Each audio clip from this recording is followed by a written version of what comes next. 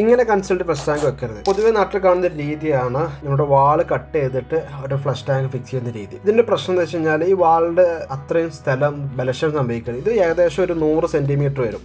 100 centimetre മുകളിലാണ് സാധാരണ കാണാറുള്ളത്. ഇത് വീതി എന്ന് പറഞ്ഞു കഴിഞ്ഞാൽ 50 സെന്റിമീറ്ററും വരും.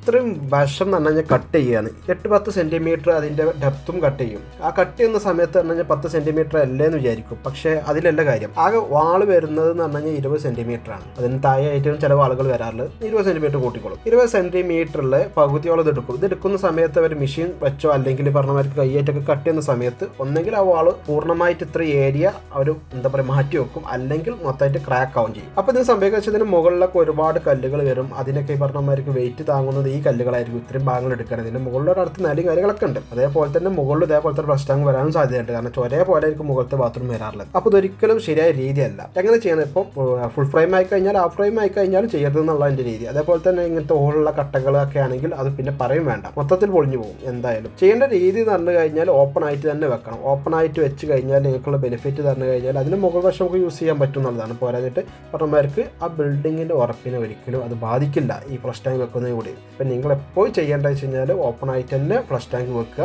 അതുപോലെ തന്നെ മുകളിൽ കാര്യങ്ങളൊക്കെ യൂസ് ചെയ്യാൻ പറ്റും. പിന്നെ ഫ്ലഷ് ടാങ്ക് വെക്കുന്ന സമയത്ത്, അതേപോലെ തന്നെ കൺസൾട്ട് ഫ്ലഷ് ടാങ്ക് വെക്കുന്ന സമയത്ത്, അതേപോലെ തന്നെ ക്ലോസറ്റ് വെക്കുന്ന സമയത്ത് നിങ്ങൾ ചിലവ് കുറക്കണം. അത് ചിലവ് കുറക്കണമെങ്കിൽ നിങ്ങൾ ഈ പറഞ്ഞമാർക്ക് ഒന്ന് ഫോളോ ചെയ്തിട്ട് ടാങ്ക് ഒന്ന് കമൻറ്റ് ചെയ്യുക. എന്തൊക്കെ കാര്യങ്ങൾ ശ്രദ്ധിക്കണം എന്നുള്ളതിനെ കുറിച്ചുള്ള ഡീറ്റെയിൽസ് ഞാൻ പേഴ്സണലായിട്ട് വിട്ടുതരാം. ഞങ്ങൾ ചെയ്യുന്നത് വെച്ച് കഴിഞ്ഞാൽ ഇലക്ട്രിക്കൽ, പ്ലംബിംഗ്, HVAC ഇതിൻ്റെയൊക്കെ ഡിസൈനിങ് കൺസൾട്ടിംഗ് ആണ്. ഇതുമായിട്ട് ബന്ധപ്പെട്ട എന്തെങ്കിലും എൻക്വയറി ഉണ്ടെങ്കിൽ ഒന്ന് വാട്സപ്പ് ചെയ്യും.